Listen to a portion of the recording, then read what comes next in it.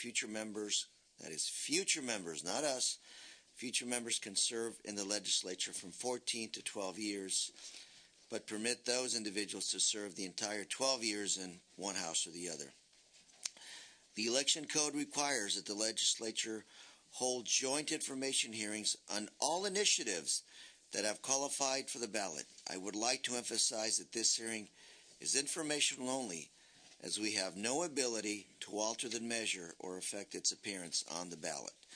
I look forward to today's discussion and hearing from all the excellent witnesses we have today on the agenda. And after they are finished with their testimony, we will open it up for public testimony, and I've asked the Sergeant-at-Arms to have a sign-in sheet so you can all come up in an orderly manner. And now, if I can, I'd like to turn the mic over to Mr. Chair Paul Fong. Sir. Thank you. Good afternoon. I want to join Senator Correa in welcoming you to all of you to this joint informational hearing on Prop 28 related to legislative term limits.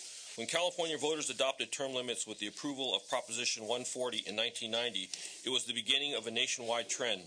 In addition to 2 other states, Colorado and Oklahoma, that adopted term limits that same year, 17 states adopted term limits in the 6 years after the approval of Proposition 140.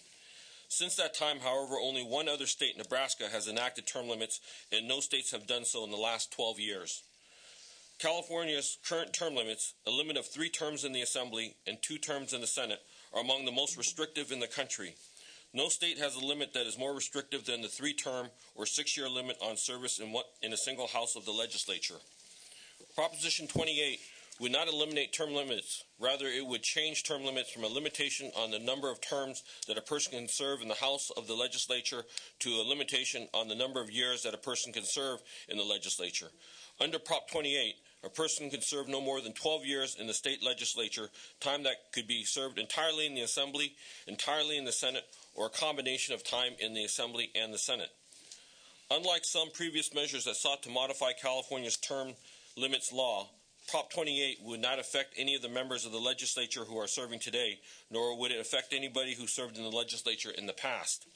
Whether you like term limits or not, I think most people would agree that term limits in California has had both positive and negative effects on the state legislature. I thought it was interesting that even Peter Scarborough, who is sometimes called the father of term limits because he was the chief proponent of Proposition 140, told the LA Times that term limits law hasn't worked out as he had hoped. Prop 28 is an intriguing proposal that has the potential to significantly change the way the legislature operates. One of the most obvious impacts of Prop 28, if it passes, is that it will become much less common for members of the Assembly to run for seats in the Senate. I am interested to hear from our witnesses today about their thoughts on other potential impacts of Proposition 28. I want to thank everyone for being here today and thank Senator Correa for hosting this hearing. Thank you. Thank you very much. And we have our first panelist come on up to address or give us an overview of Prop 28. I'd like to have Mr. Nick Schroeder and Ms. Marianne O'Malley, both from the Legislative Analyst's Office, come up and begin this hearing. Welcome. Thank you. Nick Schroeder with the Legislative Analyst's Office. As you both indicated already, Proposition 28 would make changes to the existing legislative term limits. The Sergeant should have passed out a brief handout that we made, and we'll be using that to briefly talk about it, how the changes will affect current term limits. So on page 1, we describe the existing legislative term limits, and as the chairs indicated, the term limits were established by Proposition 140 in 1990, and it restricts the number of terms that a person may serve in the legislature, 3 2-year terms in the Assembly and 2 4-year terms in the Senate, which makes it so in total no one may serve more than 14 years in the legislature, but there is one exception to that rule where if a person finishes a partial term of another legislator. On page 2, we discuss how this measure will change legislative term limits. And as the chairs indicated, the changes would only affect future legislators, and that's defined as individuals who are elected after the primary election. And so current and past members of the legislature would not be affected by this measure. Fundamentally, what this measure does is it allows a person to serve more years in one house, either the Assembly or in the Senate, but fewer total years in the legislature. And as you can see in the table at the top of the page, we summarize the difference between current law and if the proposition were to pass. And as the chair has indicated, under Proposition 28, a person would be able to serve a maximum of 12 years in the legislature, but those 12 years could be served in either the Assembly or in the Senate, or a combination of the two. If anyone has any questions, we'd be happy to take them. Thank you.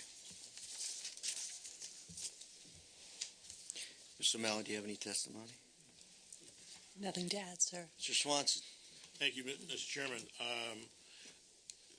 Now, this, if passed in June, it will affect the candidates that are currently running for legislative office whose term would start in December. That's correct. Yes. Right. Yeah. Okay. And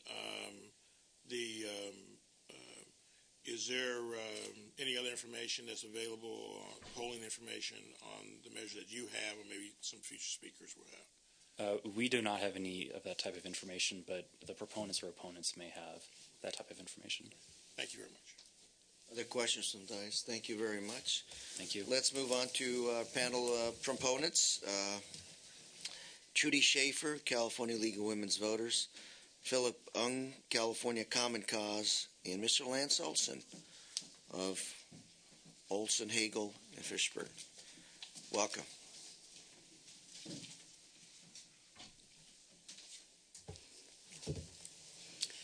Thank you, Mr. Fong and Senator Correa. I'm Trudy Schaefer, representing the League of Women Voters of California, and of course representing the campaign in favor of Proposition 28. And thank you to Mr. Swanson. It's good to see some of the rest of the members of your committees here. The simple truth is that our current term limits law is not working, and that's the basis for everything we want to say to you today. It needs fixing. It's made politicians more focused on campaigning for their next office than on doing their job. Prop 28 is a simple reform. It does exactly what it says it will do. There's been a smokescreen of misinformation about it, but we believe, in fact, it's very simple, and it will help make our legislators more accountable, give them the opportunity, give you all the opportunity, or your successors, to be more effective. The original proponents of Prop 28 talked about creating citizen legislators, but in fact, instead of creating citizen legislators, the existing term limits law has created modern-day political legislators, career politicians who are more focused, as I said, on running for the next office than on the needs of their constituents or on the good of the public. It's created a merry-go-round of politicians seeking the next office instead of focusing on what are very complex issues for our state. With Prop 28, we can get a fresh start with lawmakers who will gain independence from lobbyists, develop expertise, and be more accountable to their constituents. Now, this is a very good example in my mind of the kind of reform that is not intended as a personal criticism of those who are in office, but rather as a very great addressing a need for a real improvement in the system under which people are elected and serve. And so we have seen, as we've gone through the years since 1990, that although the intent of the current law was to create a new breed of citizen legislators, in practice, they don't do that. They don't choose to serve in government and return to private life. We would like to cite a couple of studies. A Center for Governmental Studies review of the State Senate in 2008 and 2010 found that after the term limits law was enacted, termed-out state assembly members were more likely to switch legislative positions and move from the Assembly to the State Senate rather than return to the private sector and provide opportunities for new citizen legislators to serve. Similarly, a Public Policy Institute of California study on term limits from 1990 to 2000 found that current term limits law has failed to create those citizen legislators. The study said, instead of being a new breed of citizen legislator, new members after term limits are more likely to have local government experience and to run for another office, for assembly members, often a state Senate seat, when their terms expire. Careerism remains a constant in California politics. And representing the League of Women Voters, I have to say it would be against our grain to say that it is not an honorable job for people to come to Sacramento and serve their constituents and serve the higher good of all of the people of California. But what have we done? We've brought in people who, by their nature, never have the time to acquire the kind of experience and expertise that they need. Would you hire someone who looks for his or her next job the very first day at the office? That's what we've created with the current term limits provisions. And I'd say it has also meant that we've had to make managers and even CEOs of people within their first months, in some cases, of their term in office. When you think of the people who enter the assembly and have to immediately become committee chairs, or in some cases how the assembly has had to very quickly choose a speaker who may have all kinds of wonderful qualifications, but has a hurdle to cross by having to acquire expertise, the experience both in the system and how the working of the legislature is, as well as experience in many issues. Even early backers of the term limits law say that the law is not working. You mentioned former Assembly Member Pete Shabaram, who was the original proponent, and he recently was quoted in the LA Times as saying, "The guys and gals who are seeking office are always looking beyond where they land for the next jump. They spend most of their time in office looking for their next job." And in one of the studies we cited, former Assembly Member Robert Naylor said it has produced a short-term mentality, with members content to propose headline-grabbing bills with little substance, knowing they will be gone from office before the repercussions become clear. He lamented, this is his words, "They've created a horrendous mess, unintended consequences galore." We know Congressman Tom McClintock was a member of the legislature, and then while he was a legislator who backed the original term limits law, he said in an interview, "Of all the mistakes I've made in public life, the one I regret most is advocating for term limits for the legislature. It has harmed the institution badly." Our political merry-go-round has come at a cost. As I said, people enter the legislature with less and are not able to experience the building of expertise and the kind of time in office that is needed to tackle our problems. We see the law as currently written that it has diminished the ability of legislators to focus on their districts. It has deprived committees of the expertise to weed out bad bills. This is a quote from the PPIC, Public Policy Institute of California, and to ensure that agencies are acting efficiently and in accordance with legislative intent. In a number of instances I've mentioned already, first-term legislators have been named committee chairs, and they have to learn how to manage committees. By the time they become effective at their jobs, they're on the way out. The merry-go-round is continuing. Revolving doors work when you're at an airport or a shopping mall, but they are a recipe for disaster here in the state legislature. I'm going to pass on this chance to speak to Phil Ung from Common Cause, but I want to just comment as I end that Prop 28 won't fix everything, but it is a step in the right direction. It's the next step in reform. Many of us in this room were great advocates of redistricting reform. We see the need for a number of ways in which to influence the system in which legislators work, and this is a very good first step. Do you support open primaries? We did not take a position on open primaries. Our members, we can only take positions when we know our members' understanding and agreement on a position, and that is not one on which we knew. Thank you very much. Questions from the committee? Move to the next speaker. Phil Bong on behalf of California Common Cause. Thank you, Mr. Chairs, and Mr. Swanson, Mr. Liu, for being here. And I want to pick up from where Ms. Schaefer left off. And the status quo that we are now experiencing has opened the door for greater influence of lobbyists and special interests based on the current term limits. Peter Schrag, who is a veteran newspaper columnist, which we all know, wrote in Paradise Lost, his book, quote, "More clout for lobbyists who were never termed out and who know the issues." That's the result of term limits. And the effect is, quote, is increased power for interest group lobbyists and agency bureaucrats who will increasingly become major source of legislative information. And then we have another source. I want to follow up on what Trudy said from the Center of Governmental Studies in their 30-year review of the impact of the original term limits law, found that, quote, members today have less state legislative experience than pre-term limits legislators, which has produced a legislature that is more dependent on the expertise of lobbyists. lobbyist, unquote. And then the authors of the PPIC, which is, again, a nonpartisan think tank out of San Francisco, this is what they said of term limits. They said term limits have increased the power of lobbyists over the California legislature, and, quote, a few new members confessed that in their first year, over 90% of their bills were drafted and given to them by lobbyists. PPIC also found that the special interest money now flows, quote, in ever-rising amounts, unquote, in Sacramento. And so these term limits have not stopped or have not eased the burden on fundraising in any way.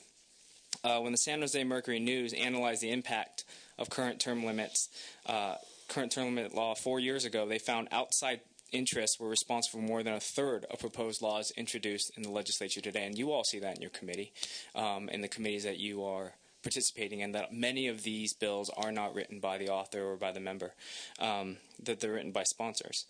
Instead of being a roadblock, the current term limits have been a mere speed bump for lobbyists and special interests. And I want to add that Common Cause wouldn't be a proponent of this proposition if we thought it would increase the influence of special interests. We think that Proposition 28 actually fights back the influence of special interests who are unaccountable to everyday people. And so we think it's time for a fresh start on term limits, and that's why our campaign includes the word fresh start. Proposition 28 is a simple reform. In fact, the legislative analyst's analysis is longer than the actual proposition. That's how simple it is. And it will improve the term limits law and increase accountability. You all have already done a great analysis, and the LAO has done a great analysis of it, so I'll skip to the end of my comments. And just to say that, Proposition 28 does exactly what it says. There's no gimmicks, this isn't a scam, there's no hidden agendas, and there's no exceptions. All of you do not get, all of the elected officials currently serving do not get an extension on your terms, as Mr. Correa mentioned. And those who had previously served don't get an extension on their terms or the years that they can serve in office. And so, as this campaign continues, we want to warn Californians and warn this committee that the opposition, most of it, if not 99% of it, is from out-of-state special interests who don't have an investment in California other than to see term limits be as strict as possible and essentially make government as ineffective as possible. And so those proponents or the opponents of Proposition 28 are in favor of the broken status quo that I just explained, have increased the power of special interests. And so if they win, then Californians, in effect, lose if we don't get Proposition 28 passed. And I want to leave by again saying that Proposition 28 is a simple reform that does exactly what it says it will do, and it'll make our legislature much more accountable. Thank you. Thank you. Questions from the committee? Lance, welcome. Thank you, Senator. I actually don't have prepared statements, but I'm available if there are questions. That was quick and to the point. I'm sorry, Mr. Swanson. Yes, thank you. Would you panelists comment on whether or not this would tend to empower the constituencies more? If in fact members had more time in the Assembly or the Senate, what kind of effect do you think that would have on constituents and their relationship with the member? And finally, do you think that this certainly will reduce the musical chairs, because there wouldn't be any obvious incentive to be in the Assembly and then want to transfer to the Senate because there's no tenure advantage to that. Thank you, Mr. Swanson. I would say that constituents, real grassroots constituencies, will find it easier to build a relationship with their legislator. And even when we talk about lobbyists, we talk about the power of lobbyists over the atmosphere in the Capitol. But in fact, there are a lot of nonprofit, good government, and other constituencies that are represented by lobbyists, and we're the groups that don't have money. We don't make campaign contributions. We can't spend much on lobbying, but we do have the power of the people. And if there is more time for any given legislator to be able to stay in one place and build up that degree of understanding of what his or her constituents want, that ability to go back and forth in talking to them, that really so often we're so rushed that we can't do, I think that will be a very positive outcome of Proposition 28.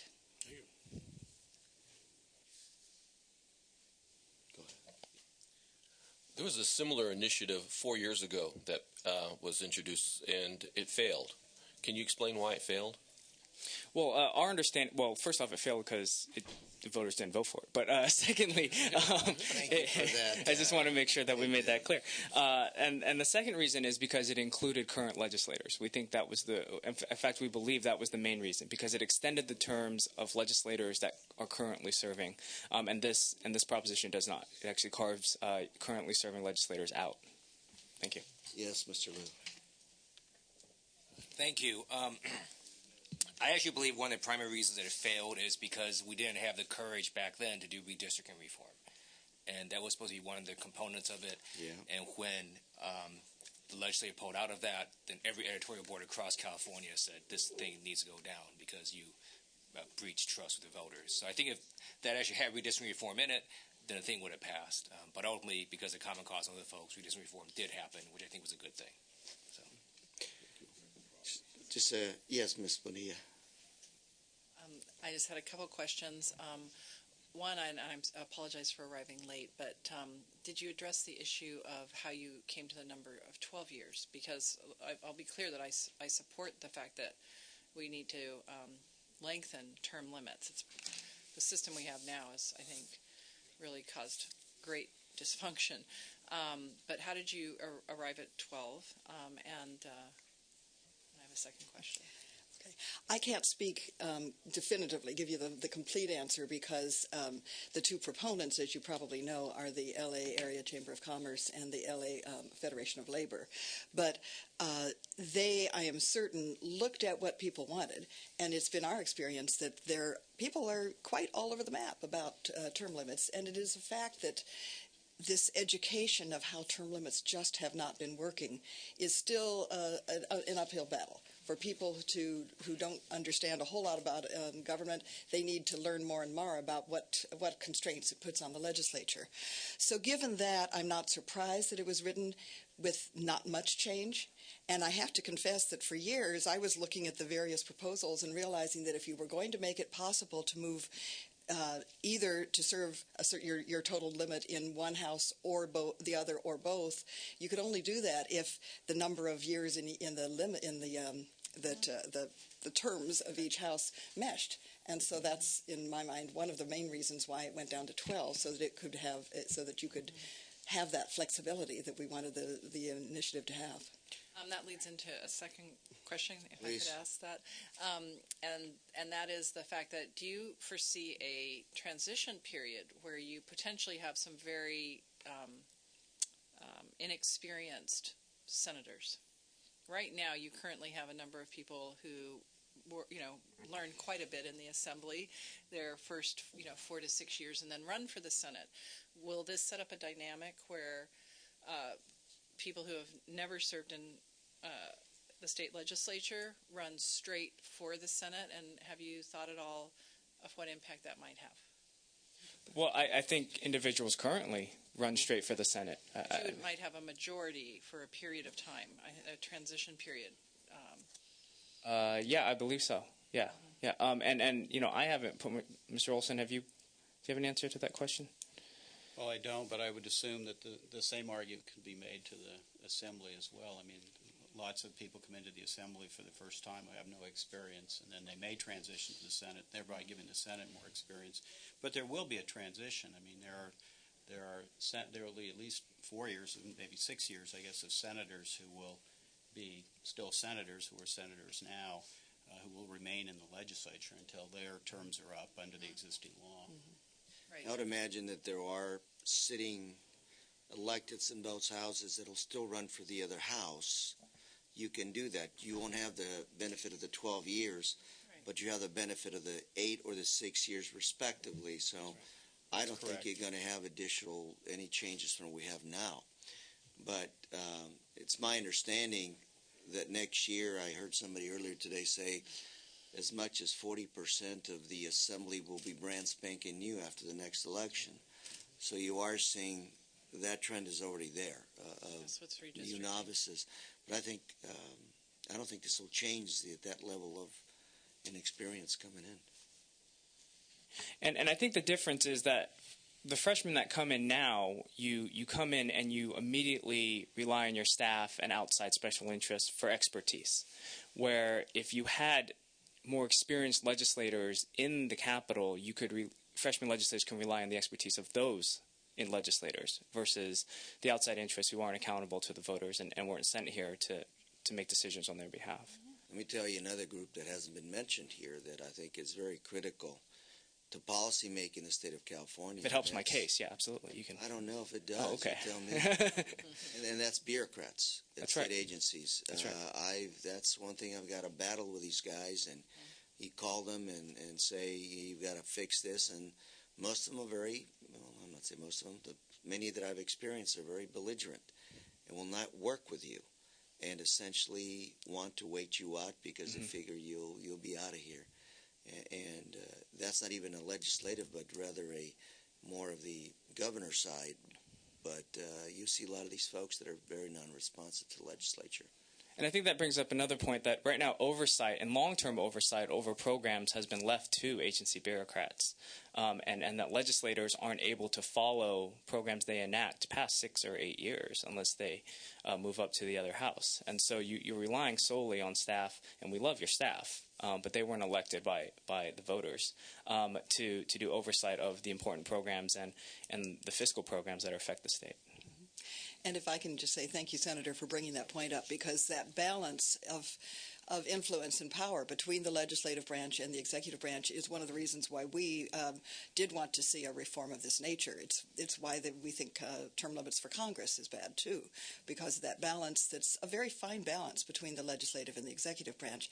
You definitely are seeing legislators who can only be in Sacramento in those jobs for a short period of time having to try to amass the kind of knowledge and influence to be able to stand up to the kind of bureaucrats you've talked about.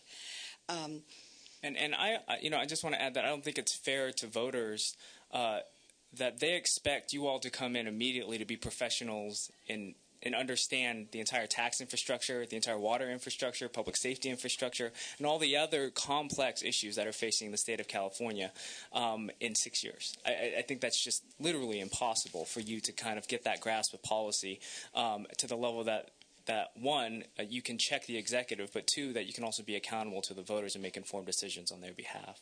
And so we think this proposition will go a long way to fixing that specific issue as well. And one final point, as you watch what happens from 1990 on, remembering, for one thing, that Prop 140 cut the legislature's budget and so therefore cut the amount of staff that there was, even at that point. But as the years went on, understandably, it's been difficult for staff to stay in position, especially as people hop from one office to another, and sometimes staff follows the member, sometimes it doesn't. We are very thankful for the long-serving, well-prepared, well-educated, and very effective staff of committees that we're familiar with, and of individual members of the legislature. But it's a different world, and it is a more difficult world in which legislators find themselves. Ms. Maria. Just on that discussion point, when you're mentioning bureaucrats, one of the things that I've been hearing is that a number of our regulatory agencies have also fallen into this category of a lot more autonomy than perhaps they were originally envisioned having because of the high turnover in the legislature and the inability to exercise long-term oversight over the implementation of policies as they become fleshed out through regulation. Thank you. Other comments, questions to the committee? Mr. Chairman, just Mr. Swanson. My hope would be, I really appreciate this hearing, because my hope would be that even voters looking at the possibility this proposition would pass would pay very close attention to all the candidates that are running who this will affect, because they might have to have that person as a representative for 12 years. And I think that's very significant in how we look at the seriousness of our election and the stability of the question of representation. And we think, when this proposition passes in June, that in November many candidates will be viewed very closely, not just because of this, but also because it's the first time we've done top two and also redistricting, and so they're focused. Other comments, thoughts? I wanted to answer Mr. Swanson's question he asked previously about polling numbers. Earlier this month, the PPIC released a poll that showed that 68% of likely voter support. So, thank you. Thank you very much. And I would like to have the opponents. Mr. Fleischman, welcome, sir. How are you? Good. How about you, John? Odd to not be behind a keyboard, instead behind a microphone. Would you like a keyboard, sir? That's okay. There you go. It's all good. It's all good. Actually, Welcome, sir. I was tweeting about Senator Lieu from my chair, so I said that he must be 30 feet tall, and then because from all of his tweeting, and then I see him in person, and he's a normal size, 35 like the rest feet. of us. I haven't read it yet. I would say hi to the Republicans on the panel, but apparently I'm being boycotted, so it's okay. Is that a no? I'm just teasing. I'm sure they all have important legislative conflicts more that keep important it from than this, being. Mr. Fleischman? They're enacting the part-time legislature already. Yeah, I'm sure. Senator Correa, Assemblyman Fong, committee members, thank you for the opportunity to spend some time with you today to discuss Proposition 28. It's an important proposition that will be before the voters in June, and obviously I have a lot to say about it, which we'll jump right into. First and foremost, one of the previous speakers said that Proposition 28 is not a scam. So as you'll hear from my testimony, I believe very much it is. Especially, it is impossible to look at Proposition 28 just from the public policy perspective and ignoring the political perspective that overlays on top of it. You can't sever the underlying policy discussion from the dirty politics that are all about what this measure is about. First and foremost, the public in California overwhelmingly supports term limits. It was not mentioned that the question that followed in the PPIC survey on how many people support this ballot measure was a question, a straight-up question about who supports term limits, and virtually the same percentage of people that are listed as supporting this ballot measure are listed as supporting term limits. The challenge that you have here is that the voters perhaps don't understand exactly what this measure does, as we'll discuss in a little bit, mainly because of the title and summary that has been placed on it. But first and foremost, term limits ensure that we do not have a political elite in California. Term limits ensure that those of you who serve in the legislature get to return back to the public, return back to the people. So whether you're an investment banker or have a flower shop or whatever the things that you happen to do before you got here, the idea is that you come and you serve and you go back and you live under the laws that you promulgated here, and that we don't get a situation where, frankly, none of you probably would have had an opportunity to serve because somebody would have been sitting for somewhere between 35 and 45 years in the state legislature for your area, and there wouldn't have been the kind of turnover that we at Californians for Term Limits think is a good idea. I should probably add, by the way, I'm a volunteer. I'm not a paid advocate for this ballot measure, but I am a big opponent. I'm not a paid advocate against it, but I am an opponent to it. And we also have a situation where it's kind of funny with Common Cause coming up here.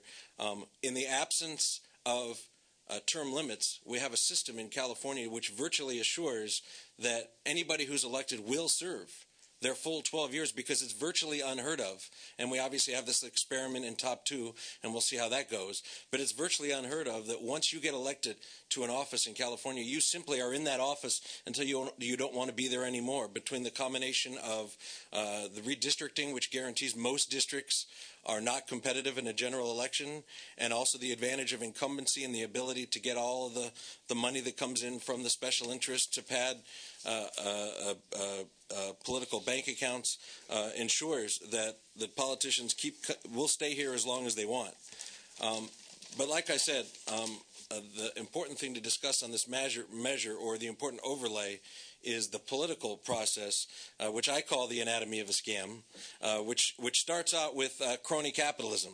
And I'm sure all of you guys are familiar with crony capitalism. That's where you find folks here in the legislature, not singling out anyone in particular, use the power of government to pick winners and losers, and then those winners out in wherever they are, whether they are padding your campaign accounts with money to thank you for the job that you do broadly, of course, because of course they wouldn't pay you for specific action, or in this case, you have a situation with Ed Roski, who's a billionaire developer who's building a football stadium, wants to build one in the city of Industry, manages to come through and get a massive exemption to CEQA for his big construction project.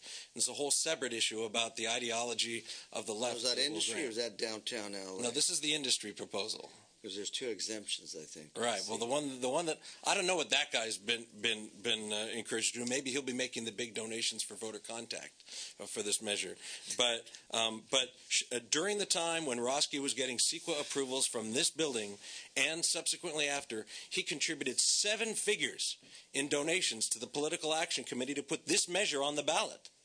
And so you have to wonder to yourself, I wonder why all of a sudden Ed Roski decided that he wanted to be generous and gracious to a pet initiative promoted by the political class in California. That's crony capitalism, and that stinks. And I don't think the voters, when they're made aware of it, are going to think that that's a very good way for ballot measures to get on the ballot. And, of course, also several $100,000 of funding came from, the L.A. County Labor Federation, but it's not unusual to have these big labor unions funding California politics. The second part of this scam deal comes from a gift from departing Attorney General Jerry Brown before he became governor of California. If you guys look at the title and summary of this measure, which I'm going to read, Limits on Legislators' Terms in Office Initiative, Constitutional Amendment, reduces total amount of time a person may serve in the state legislature from 14 years to 12 years, allows 12 years service in one house, applies only to legislators first elected after the measure is passed, fiscal impact, no direct fiscal impact on state or local governments. Notice the operative term there is reduce. This is a sham. This has been written to fool the voters into thinking that this measure is going to reduce the amount of time that people spend in Sacramento, when the reality is a analysis was done by U.S. term limits on the effect of this measure. 8% of legislators will serve 12 at most instead of 14. But the reality is 82% of legislators will serve more time in office and not less time in office. And whether you think term limits should be extended or not extended, shame on anyone who thinks that the voters should not have the right information in front of them so that they're making a decision based on the merits of the good idea or bad idea of term limits and not fooling the voters, 68% of whom support limits, and suddenly 68% of them support this measure. The reality is that Jerry Brown has committed a fraud, and you should call him in front of this committee and ask him what he's doing by using his office, his former office, as Attorney General for electioneering. And frankly, you might call the current Attorney General forward too, because I think she does it too. The reality is the job of the Attorney General should be to put the facts before the voters and to have a discussion about a term limits measure that doesn't automatically, in a full paragraph, explain to the public that a lot of people are going to get more time here is totally misleading and totally unfair, and I believe will be the Achilles heel of this measure when the public understands that this is a fraud being perpetrated on them. I think it's going to reinforce their cynicism about this institution, their cynicism about Sacramento, and reinforce the idea that, yeah, maybe there's something about being in this place too long that makes people feel like they are the Capitol's representative to the public instead of the other way around. I will conclude my remarks by just adding that I am not a constitutional law attorney, but it just seems to me that when you put in one of these initiatives that a phrase that says does not apply to the people that are here, and I've had attorneys tell me both sides or the other, but the reality is, Assemblyman Fong, you've got a next door neighbor who's never served in the legislature, and you will have had a number of terms under your belt before this measure passes. Why should he have the right to serve 12 years in the Assembly and you not?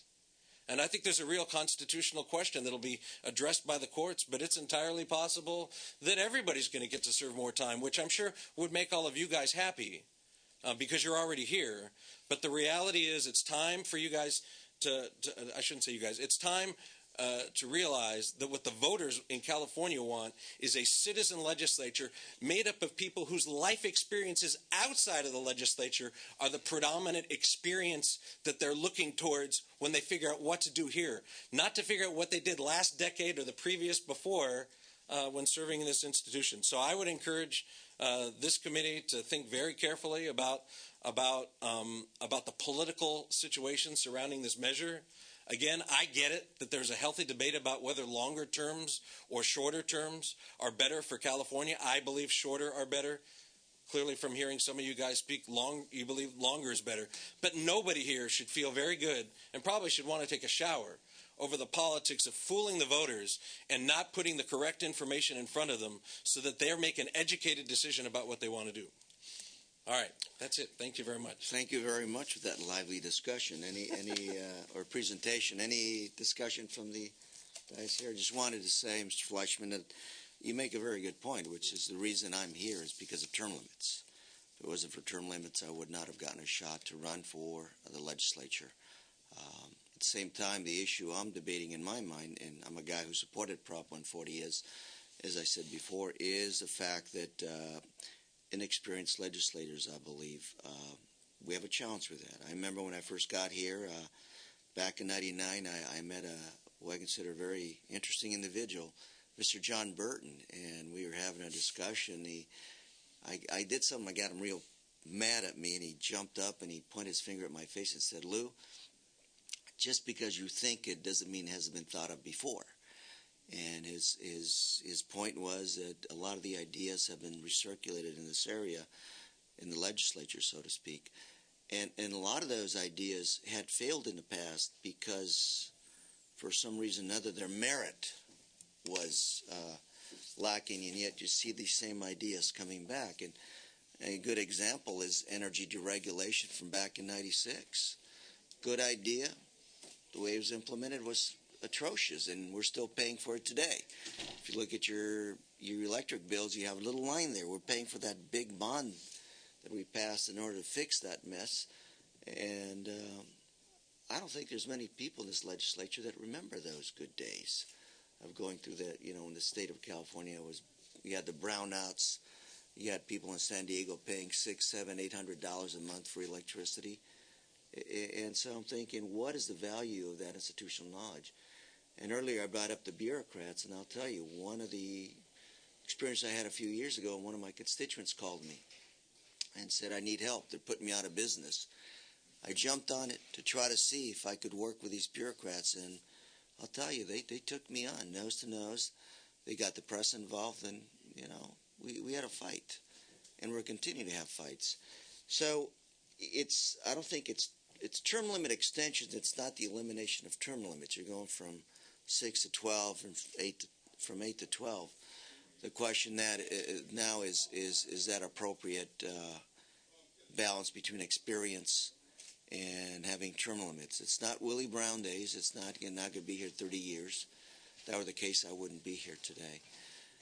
So it's an interesting discussion that I think the voters will have to decide. But I appreciate your comments. I think the capital cronyism was a very interesting one. I think it's one that we have to be careful with. Sure. Go ahead. Well, thank you. I do read your report, and it's very well written, and you presented yourself very. Yeah, I do. We will add you to the testimonial section of the page.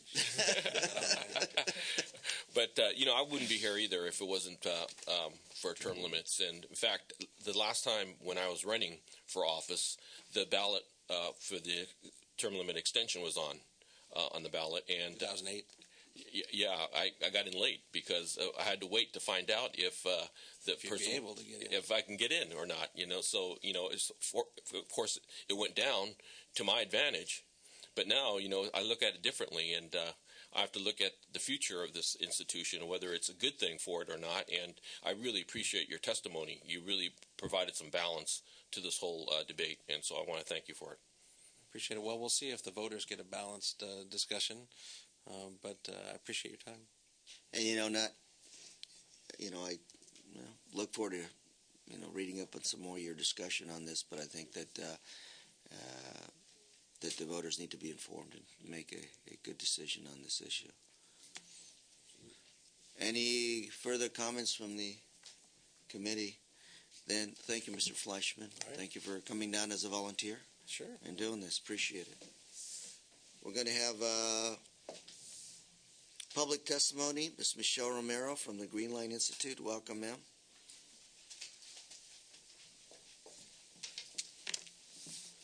Good afternoon. Hi.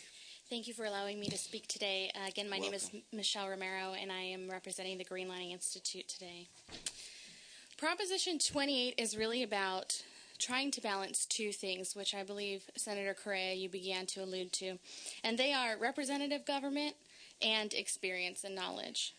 When term limits were established in California in 1990, it had the positive effect of increasing diversity in the state legislature and making government more representative of the state's population. In 1990, before term limits, we had only 7 African American state legislators, 4 Latinos, and 0 Asians. In 2000, How about women? I don't have those numbers. In 2002, we had 4 African Americans, 16 Latinos, and 6 Asian Americans. Today, we have 8 African Americans, 23 Latinos, and 11 Asian Americans. And so you see the progress that term limits have allowed. Term limits did also have the adverse effect, of course, of causing state legislators to constantly be looking for their next seat, knowing that their time in one office would be limited. So we know that it takes some time to learn on the job, and unfortunately, yes, today, by the time legislators have gained some experience and knowledge in their position, they're having to take that to their next job, essentially. Unfortunately, we just don't know whether Proposition 28 will be effective in striking the right balance between representative government and maintaining knowledge and experience. Will Proposition 28, for example, hinder the ability of new and diverse candidates to be elected, preferring the experience and knowledge of incumbents? Two big things to take into account in today's political landscape are the newly redrawn state legislative districts and the Top 2 Open Primary Act, neither of which have been fully realized, and we'll see the effects of those two play out in this year's election. Either of these reforms could help or hinder Proposition 28's ability to balance both representative government and experience and knowledge. Redistricting, for example, could help voters elect more candidates of choice. On the other hand, the Top 2 primary is anticipated to make campaigns longer and more expensive. This could deter candidates of more modest means from running and could ultimately impact the diversity of the candidate choices as well. So again, it's about striking the right balance. We agree with that between representative government and experience and knowledge, and we're simply unsure whether Proposition 28. So you're not taking a position on this at this point? So Green Lining Institute is neutral. Thank you.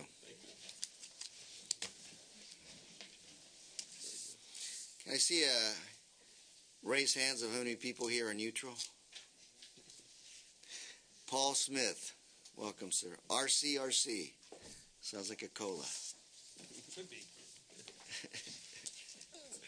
Thank you, Mr. Chairman and members. Paul Smith with the Regional Council of Rural Counties. RCRC is our acronym. I want to thank members of the committee and the staff for putting together this hearing. First of all, RCRC is an organization of the state's rural counties, 31 rural counties in the state. Our board is comprised of supervisors from those 31 member counties.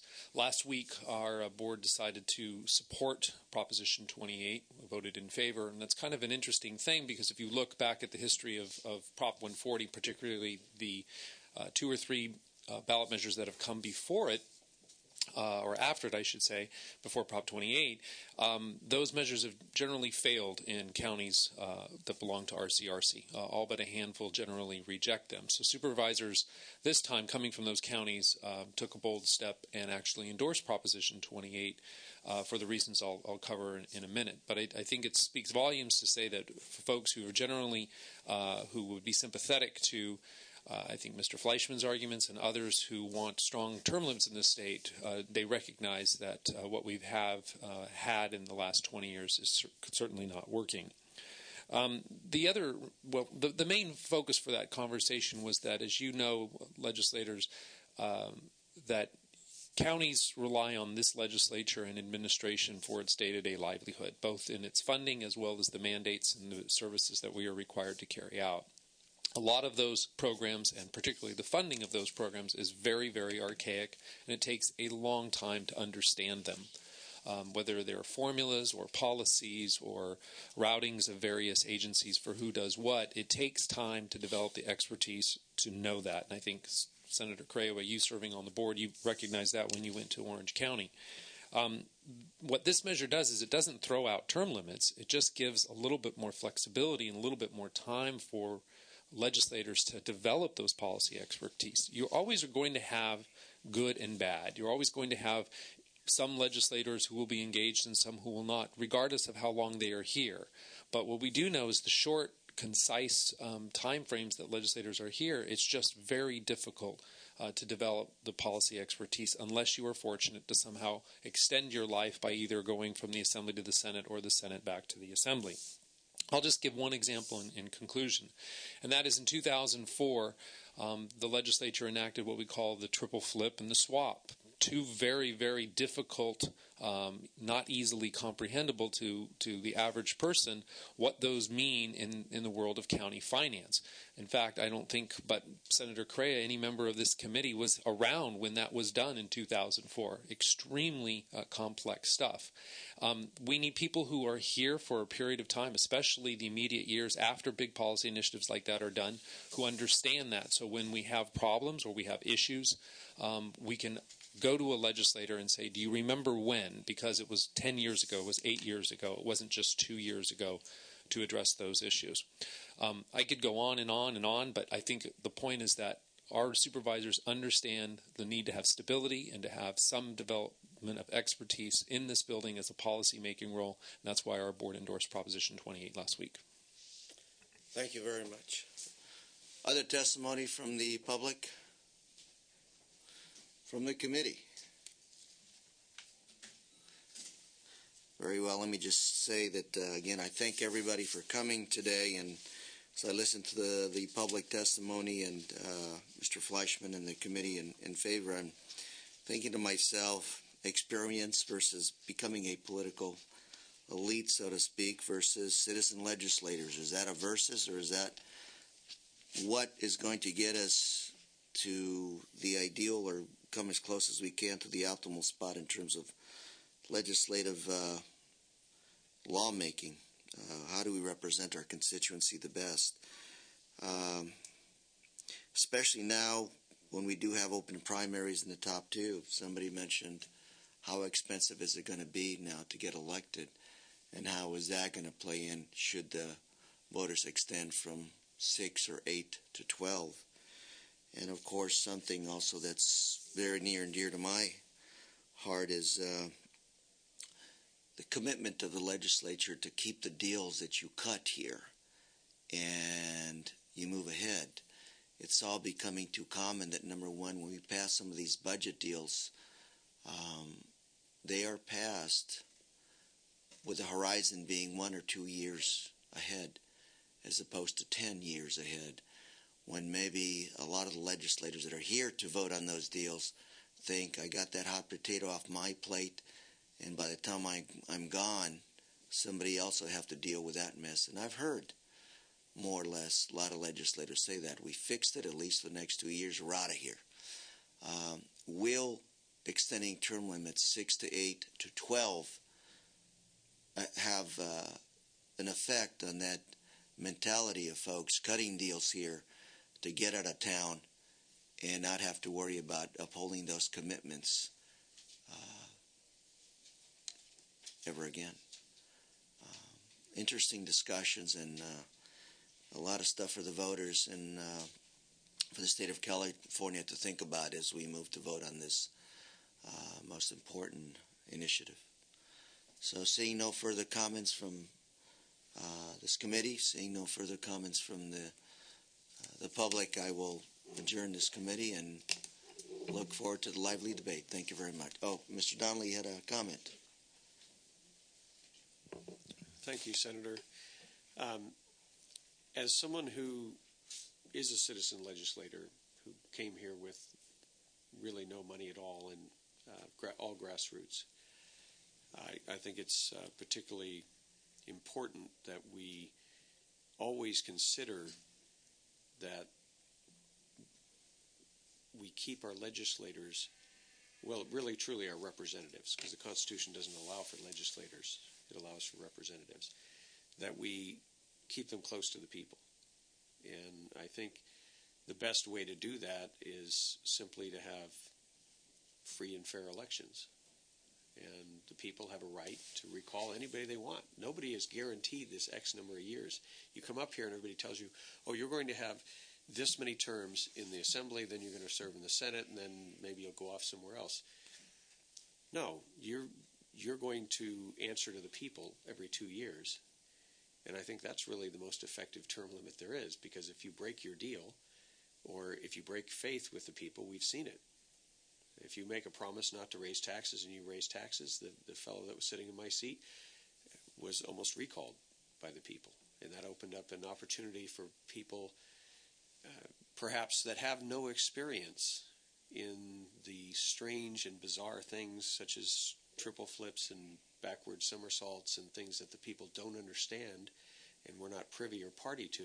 And I think those voices are important, because when you have people like that who come up here, like myself, we will question these things and maybe bring what the founders thought was more important than experience, which is accountability and a questioning attitude, and always running it back up against our true principles and answering back to the people, because they trusted the people most. They didn't want us to have an oligarchy, those, having a small elite group that make all of our decisions for us.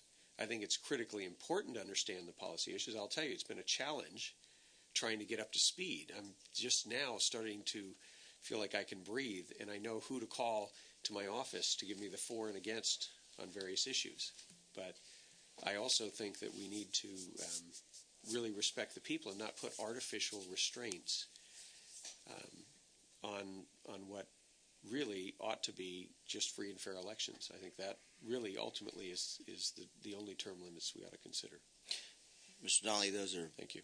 Interesting and wise comments. My question is, which way does a lot of your arguments, which way do they cut? Because citizen legislator, again, if it wouldn't be for term limits, I wouldn't be here today. Yet at the same time, with term limits, you begin to see it becoming more and more expensive for people to get elected. And as Mr. Fleischman said, the capital cronyism, it becomes, if you have to spend more and more money to get elected, then that's opening up a different set of players to get you elected as opposed to the citizens. And these are some of the issues that I'm trying to wrestle with.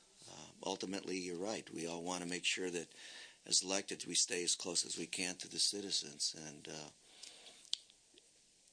a lot of it, I think, is really the issue of personality in that individual who, what they see as their role as being elected. Are you close to the people, or are you close to the system?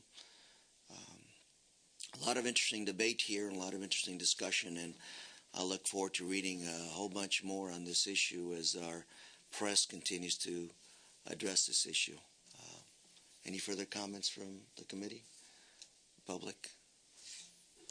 Going once, twice? We're adjourned. Thank you.